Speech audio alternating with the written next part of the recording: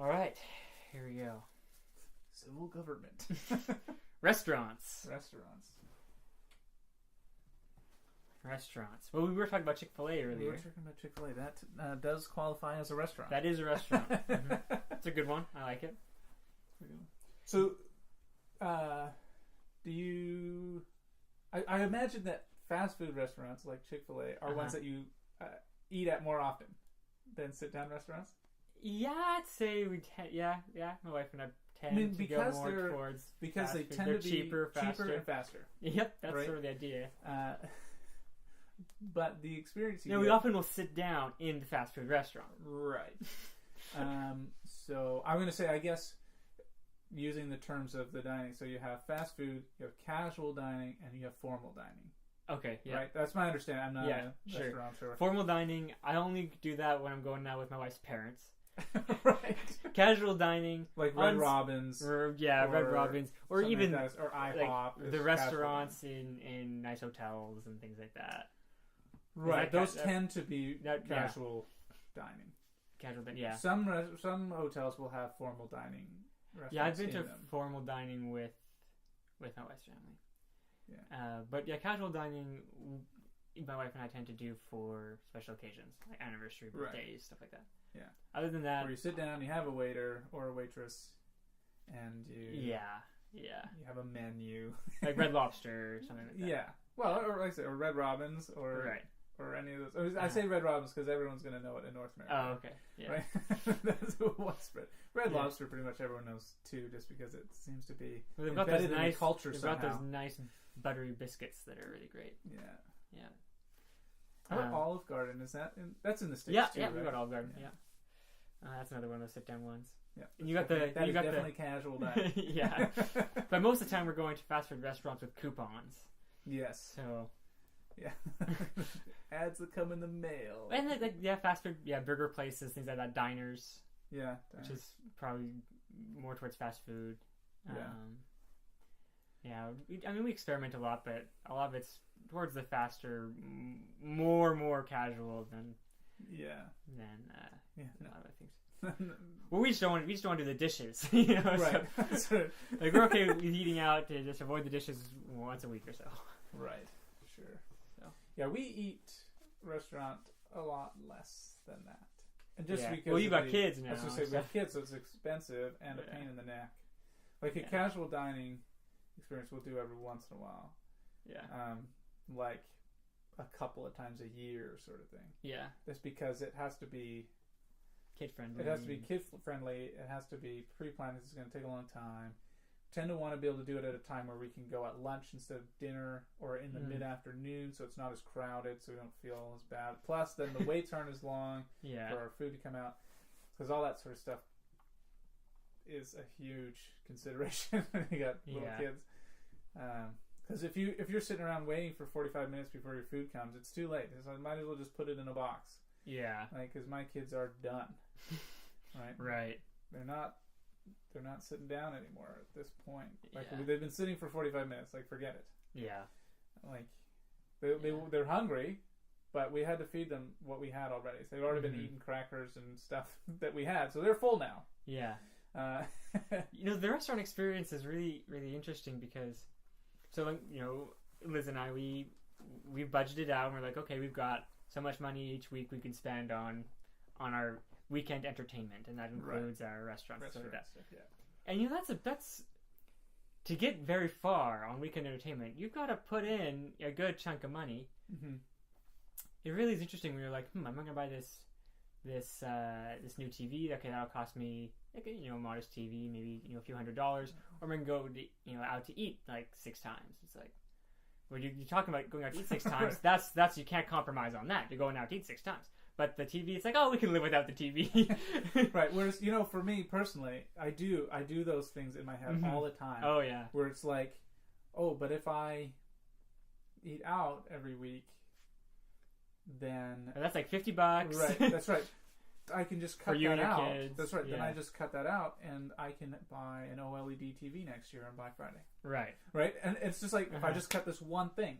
Right. Then I can save it for something that I want so much more. Mm-hmm. Like I would, Like you'd be to happy buy to a just really nice high-end make TV, food at home, do the That's dishes. right. I would sacrifice all that stuff Uh-huh. to just get the big fancy TV next year. You Right. know, the problem is that it's so hard to enforce that. And then when the time comes when it's like, well, it's 6 o'clock and I just got home from work and Allie's been busy, so food's not cooked yet. It's like, well, what do we do now? Well, we do the more expensive quick option right now in this very moment. Yeah. Just because today was just too crazy and everything went bad, and here we are now. And whether that's ordering pizza or it's even cooked the pizza that we have in the freezer, which is a lot cheaper than ordering in pizza, but it's still more expensive than just making a something pizza from from scratch or making something else from scratch. Yeah, now I wonder often about the value to my family, you know, going out to eat at a restaurant versus the value of you know, the other thing we could do with our $20 or whatever. Right. It's like it's hard to, you know, look at the menu items and you're like, okay, this is a $12.99 menu item. What can I get for $12.99? I can get a Wii controller. Okay, which one's more important to me? which one's better? Like, you know, me and my wife will play Wii together. So would I rather have the Wii controller or this $12.99 burger with fries? And it's like, well, the burger and fries, we get to sit down, we have this experience here together. Are we going to remember it? Probably not. We do this frequently enough that we probably won't remember this. The Wii controller, it'll last a while, and then we get a new console in probably 10 years or something. Yeah, well, and the big thing, too, for me, and this is digressing from restaurants, is haircuts. Like, oh, okay, yeah. What, I cut my own hair. I'm done with that. I cut my own hair. I have spent less on cutting my hair, and I bought the tools and stuff, than one visit to the hairdresser to get a cut and color. Oh, yeah. You can get a buzzer for, like, what, $20? And yeah, it's pretty good. It'll last you years. That's what I've got. And you may want to buy additional length trimmers or whatever if you like you're your doing hair really short, then yeah, I do pretty maybe short. you don't, so because they always come with the really short ones, so you're probably fine. Yeah. But yeah, it's one of those things that's like, well, but Allie, you go to the hairdresser twice. I could buy a PS4. Right. Like, seriously? Now, I wouldn't want to cut Liz's hair because I would do it wrong and she'd be upset for a long time. Right. Well, you know, I was going to say, just try to ease her off that attachment. Attachment to the hair. Attachment to the hair. It's not that important. Just let it go. Yeah. Video games, much more valuable. Video games are way more valuable than a nice haircut. That's right. I have a feeling that Liz would not agree with that. You're not going to agree with that? No. And I like it when her hair looks nice. I'll agree with that. Okay. Yeah. I'll go with that. So that's something I just don't even talk about. She wants to go out and get her haircut. She can get her haircut. Don't even talk about that one. As long as she'll get the back when I cut my hair. She'll shave the back. Shaves the back. So yeah, no, I do that myself too. Allie did it once, but she was so nervous about it that this made me super nervous. And then even if it's straight, it's just like, I just don't want to go through. Well, she was nervous the first few times, but she's getting better at it. The issue for me is I don't know quite where to put the line. So I was way up high one time. I had like this, it was like 2 inches too high, so it was like at my ear line was my hair. Oh yeah. It's like, it just looks kind of weird. Well, you know, what I do now is I have the electric razor, and I never do a sharp line at the back when I cut it anymore. Oh, and okay. I just do the electric razor all the just time. do a razor like that back there. So that... okay, just like after so that when I do the buzzer, I don't have to. Oh, okay. Right, because the line already exists. The pre-existing line already is there, so I don't have to do the sharp line. Right. I don't have an electric razor. I just use the classic. Yeah, so not a straight edge classic, but the between. Yeah, the two and I classic. think if you had, I also have the ones with the straight foils. I think if you had a round one, it'd be a lot harder to do that. Oh, okay. Because they're not. Because I just have a straight line. My razor is just a straight line. Oh, right. Yeah, I see. It's just straight. Whereas if you have the 3 round ones or whatever, it'd be trickier. It might be a little trickier. I don't know. I've never used one of those, so I don't actually know what it's like.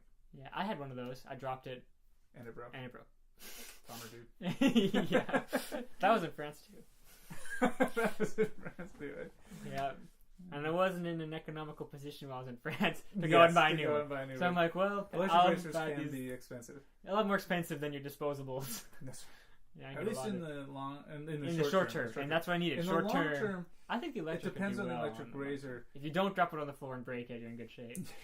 Yeah. So I've got one that I've had for, I don't know, 5 years or something like that, 4 or 5 years, and I've had to replace the foil once, which costs like $20. Okay. But then there's a cleaner fluid, and the cleaner fluid things cost a bunch of money. But the cleaner fluid is mostly rubbing alcohol, so now I just do rubbing alcohol. Okay. And that's super cheap. Oh yeah, rubbing alcohol is cheap. Well, I think I get about a year's supply of my razors for about, or 2 years supply of razors for like $60 or something like that. Oh yeah. So Yeah, whereas the 40 electric razor up front that I have was probably like $200. Right.